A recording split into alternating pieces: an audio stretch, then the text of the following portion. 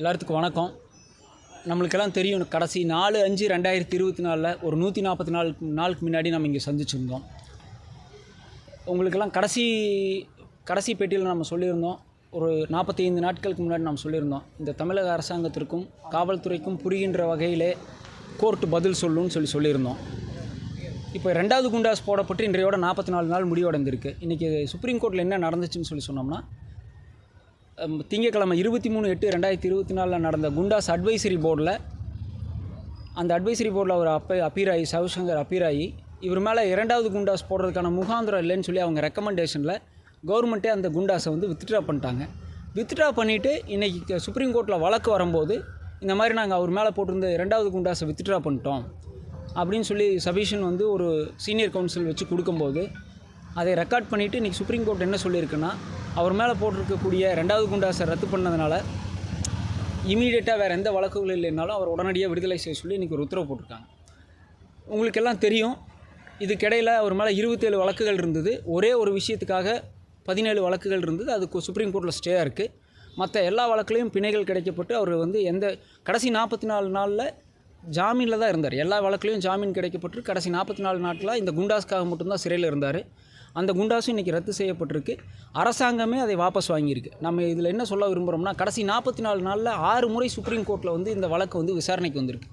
ஒவ்வொரு முறையும் சுப்ரீம் கோர்ட்டில் மிக மூத்த வழக்கறிஞர்களை தமிழக அரசு நியமித்து வாய்தா வாங்கி பதில் சொல்கிறேன், இன்றைக்கி சொல்கிறோம், நாளைக்கு சொல்கிறேன்னு சொல்லி 6 வாய்தா வாங்கி தமிழக மக்களுடைய வரி பணத்தை வீணடித்து 44 நாட்கள் சுப்ரீம் கோர்ட்டில் இந்த வழக்கை இழுத்ததுக்கப்புறம் நாங்கள் இதை குண்டாஸை வித்ட்ரா பண்ணிக்கிறோம் அப்படின்னு சொல்லியிருக்காங்க. இதன் மூலயமா அவங்க ஒரு விஷயத்துலேருந்து தப்பிச்சிருக்காங்க இந்த காவல்துறை. என்னென்னா, இந்த குண்டாஸை மட்டும் அவர்களாகவே அரசாங்கமே வித்ட்ரா பண்ணாமல் இருந்திருந்தால், சுப்ரீம் கோர்ட் இன்றைக்கி ஒரு ஆர்டர் எழுதியிருந்தாங்கன்னு சொல்லியிருந்தா, இன்றைக்கி தமிழகத்தில் குண்டாஸ் போடுறதுக்கான வாய்ப்புகளே இல்லாமல் போயிருக்கும். அதை கவர்மெண்ட் ஃபேஸ் சேவிங்னு சொல்லுவாங்க. அவங்க அவங்களுடைய நிலையை காப்பாற்றிக்கிட்டாங்க சுப்ரீம் கோர்ட்டில். உங்களுக்கு ஒரு விஷயம் நம்ம மறுபடியும் சொல்ல விரும்புகிறோம். இந்தியா முழுவதும் போடப்படுற குண்டாஸில் 51% தமிழ்நாட்டில் இருந்து மட்டும் போடப்படுது. அதுக்கு அடுத்த இடத்துல இருக்கிறது ஜம்மு அண்ட் காஷ்மீர், அதில் 12%. அப்போ நீங்கள் பார்த்துக்கணும், இந்த குண்டா சட்டம் தமிழகத்தில் எவ்வளவு மோசமாக பயன்படுத்தப்பட்டிருக்கு அப்படிங்கிறத நம்ம இதிலேருந்து உறுதி செஞ்சுக்கிறோம். இப்போ எங்களுக்கு கிடைச்ச தகவல் படி அரசாங்கத்தினுடைய உத்தரவு மதுரை ஜெயிலுக்கு கிடைக்கப்பட்டிருக்கு. சுப்ரீம் கோர்ட் உத்தரவையும் நாங்கள் அங்கே இருக்கிற வழக்கறிஞர்கள் மூலிமா மதுரைக்கு கொடுத்து அனுப்பிச்சிருக்கோம். அதிகபட்சமாக ஒரு 6 மணிக்கு அவர் வெளியே அவரும் கூட பத்திரிகையாளர்களை சந்திப்பதற்கான வாய்ப்புகள் இருக்குது. தமிழக அரசுக்கு நாங்கள் இது ஒன்று தான் சொல்லிக்கிறோம்.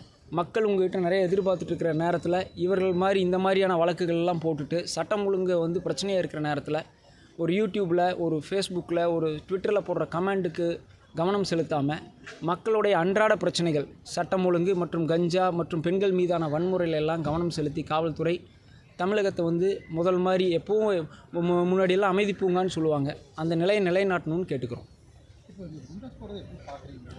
இல்லை, அதைத்தான் நம்ம சொல்கிறோம்.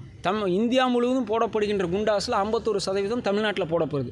அதில் எத்தனை குண்டாஸ் கன்ஃபார்ம் ஆகுதுன்னு கேட்டிங்கன்னா 1% கூட கன்ஃபார்ம் ஆகிறதில்ல. ஒன்று போர்டு ரத்து செய்து, இல்லைன்னா நீதிமன்றங்கள் ரத்து செய்து.